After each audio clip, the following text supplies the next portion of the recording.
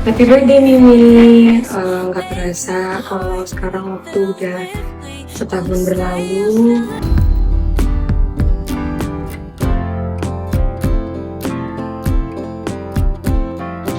Sedih ya, sedih banget ya. Kita kemarin ulang tahun kan ya. Happy belated birthday sebelum ulang tahun.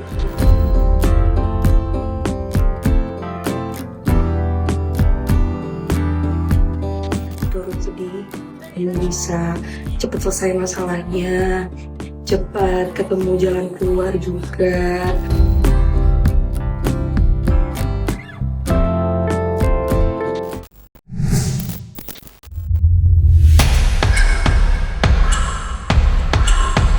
Lama tak terdengar kabarnya, artis sensasional Nikita Mirzani yang tengah menjalani masa penahanan di Rumah Tahanan Pondok Bambu, Jakarta Timur, diketahui baru saja merayakan hari ulang tahun pada tanggal 17 Maret 2026 silam.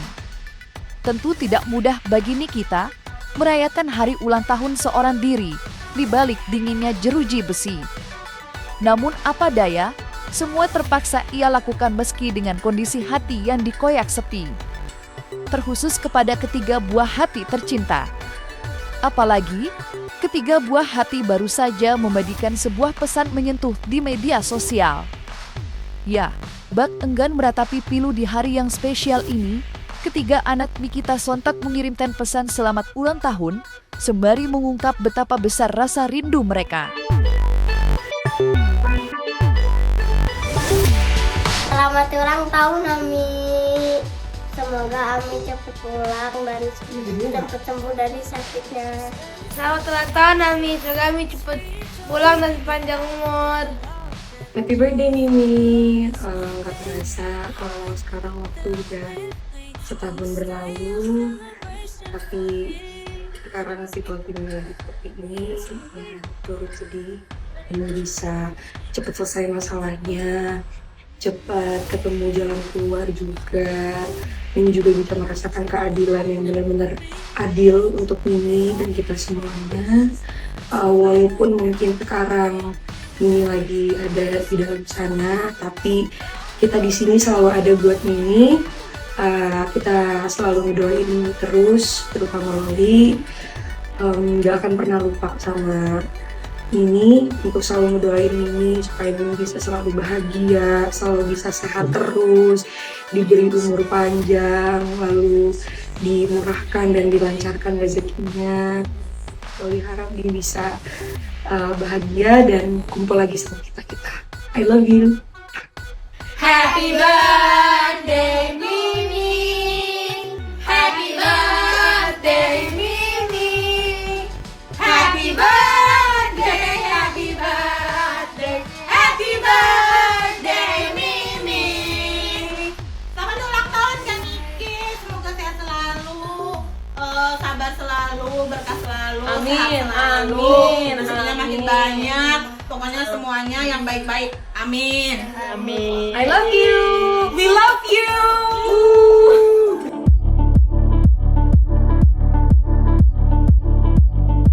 Berat menjalani momen spesial hari ulang tahun di balik jeruji besi, mirisnya terasa semakin perih bagi Nikita. Lantaran di hari yang sama, kondisi kesehatan ibu tiga anak itu menurun secara tiba-tiba. Suhu tubuh meningkat tajam, ditambah tenaga yang hilang dari tubuh. Sampai-sampai, Nikita harus mendapatkan asupan tambahan dari cairan infus yang menghujam tubuhnya. Kabar jatuh sakit Nikita sendiri pertama kali disiarkan oleh Rieke Diah Pitaloka selaku anggota Dewan Perwakilan Rakyat yang melangsungkan kunjungan ke rutan Pondok Bambu pada hari yang sama. Dan lewat unggahan media sosial, wanita yang luas dikenal masyarakat Indonesia lewat aksinya dalam film Bajai Bajuri itu mengirimkan sebuah doa agar Nikita dapat diberikan kekuatan dan ketabahan dalam menjalani semua ini.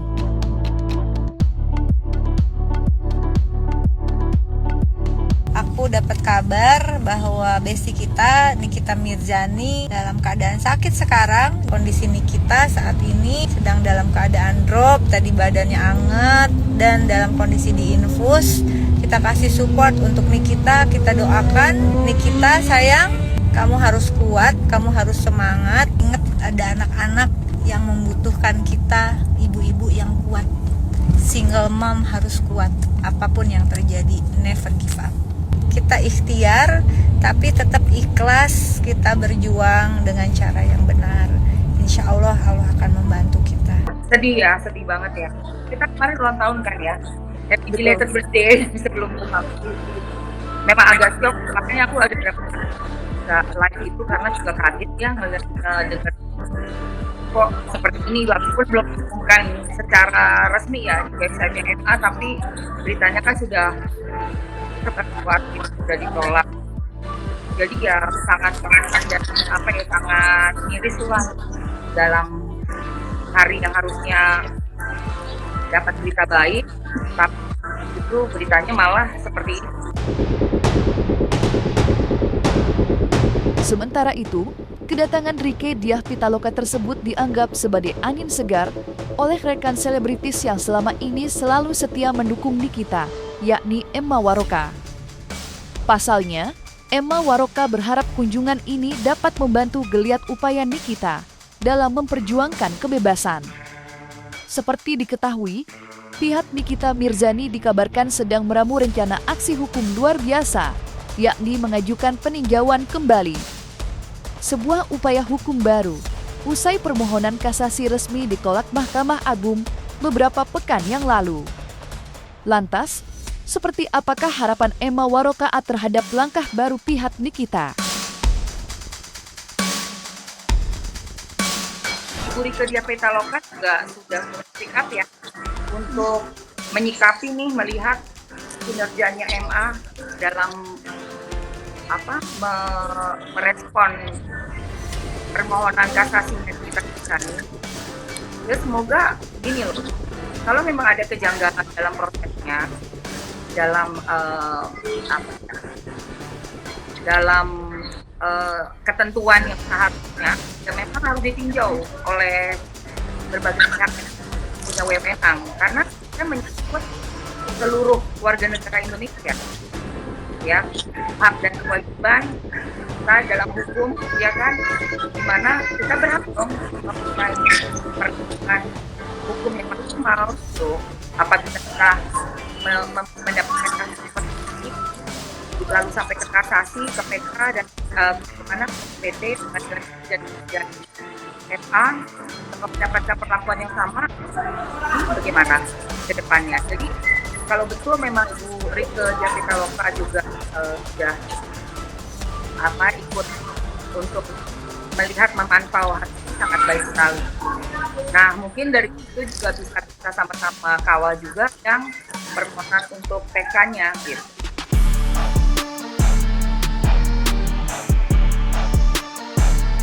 Di lain sisi, upaya peninjauan kembali sebenarnya dikabarkan tak didukung sepenuhnya oleh para pendukung Nikita. Pasalnya, banyak pendukung yang kini dibuat khawatir jika upaya ini justru membuat hukuman Nikita menjadi bertambah berat. Mengingat sebelum PK, pihak Nikita sudah 2 kali gagal mengupayakan kebebasan. Tepatnya, lewat upaya banding dan permohonan kasasi. Lantas, bagaimanakah praktisi hukum Agustinus Nahak menyikapi upaya Nikita yang banyak dikritisi masyarakat, serta bagaimana dengan Emma Waroka? Apakah ia berharap Nikita menempuh langkah peninjauan kembali?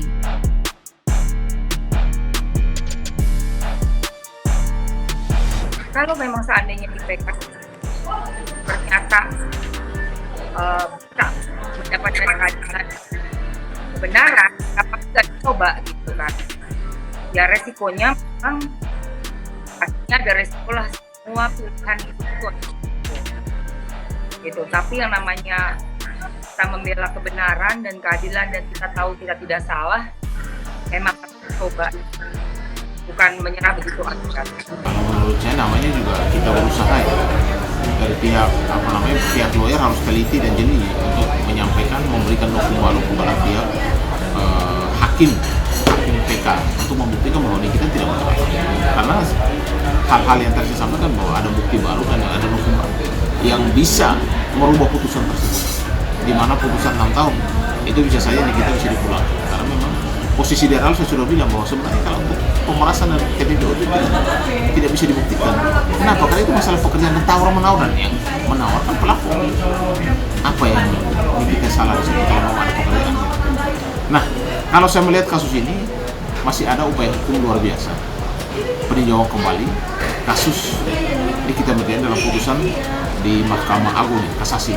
Dan saya melihat bahwa novum-novum yang bisa muncul dari pengacaranya itu bisa membuktikan bahwa Nikita tidak bersalah dan Nikita bisa dibebaskan. Jadi masih ada upaya hukum luar biasa ini. Mudah-mudahan putusan dari hakim PK itu bisa membebaskan Nikita dengan alat bukti atau novum baru yang diajukan oleh pengacara Nikita Mirzani.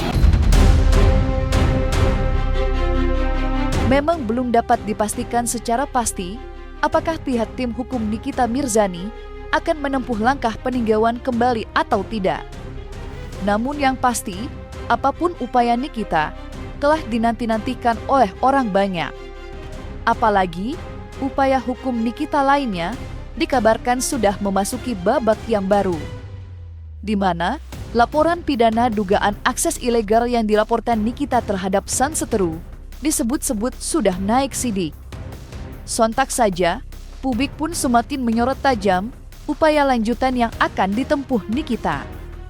Lantas seperti apakah pandangan hukum advokat Agustinus Nahak? Serta benarkah pula keputusan pihak kepolisian untuk menaikkan status laporan Nikita ke tahap penyidikan dapat disertakan sebagai novum alias bukti baru dalam upaya peninjauan kembali?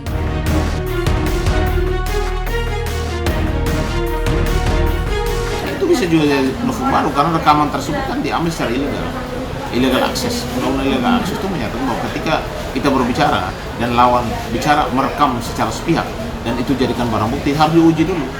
Karena apapun itu kan harusnya seizin daripada lawan bicara. Karena kan kita berbicara ini kan harusnya saling menjaga ya, saling menjaga privasi masing-masing. Tapi kalau memang itu dijadikan sebagai alat bukti pengadilan, ya, dan saat ini undang-undang terbaru kita tahun 2023 bahwa illegal akses dengan ancaman hukuman 10 tahun. Saya rasa kasus ini ketika sudah naik ke tahap penyidikan, itu juga salah satu novum baru bahwa ternyata alat bukti yang dihadirkan oleh saudara DRG waktu sidang di pengadilan negeri, pengadilan tinggi dan juga Mahkamah Agung, itu ternyata alat bukti itu diambil secara ilegal. Dan juga ada novum-novum lain yang saya lihat kemarin saya sudah sempat, itu bisa menjadi satu alasan, tapi nanti akan saya sampaikan. Aku sempat diskus sama teman-teman lawyer ya. Jadi kalau misalnya barang bukti yang diberikan itu kan berupa rekaman video, yang mana audionya sudah kita dengar di sosmed jauh sebelum kita dimasukkan ke rutan ya, gitu loh, sebagai tersangka, dan kemudian mendapatkan perlakuan tahanan sebagai tahanan gitu kan. Nah, barang bukti ini dapat dihadirkan juga di pengadilan, yang mana kita sudah melihat video si DRG teleponan dengan kawan Niki si M ya, seperti itu. Jadi apabila memang itu adalah bentuk illegal akses, artinya barang bukti itu kan nggak valid gitu, ilegal gitu loh. Nah, bagaimana pengadilan bisa memakai suatu barang bukti yang sebenarnya ilegal kan kayak gitu ya. Kayaknya ini menarik banget sih. Kita juga masih menunggu perkembangan dan barang bukti yang penyidikan polisi untuk kasusnya RG atas laporannya gitu. Karena begini, kalau saya lihat bahwa untuk undang ITE, saya punya keyakinan bahwa itu memang itu terbukti ya ITE. Tapi kalau untuk pemerasan dan juga untuk TPPU, saya rasa tidak terbukti karena pekerjaan yang mereka kerjakan. Jika kalau sudah 1 tahun dia menjalankan, yaitu menjalankan putusan ITE boleh, tidak ada masalah. Tapi untuk urusan pemerasan dan juga TPPU, itulah yang menurut saya bisa dibuktikan yang novum baru bahwa kita ternyata tidak bersalah dalam urusan pemerasan. Sebenarnya itu undang-undang tenaga kerja. Yang kedua juga ada kesepakatan kerja di situ yang harusnya ada uang prestasi, bukannya dilari ke pidana sebenarnya. Pasti kita pengen ekspresinya, mengedepankan estetika jelas tadi mendengarkan.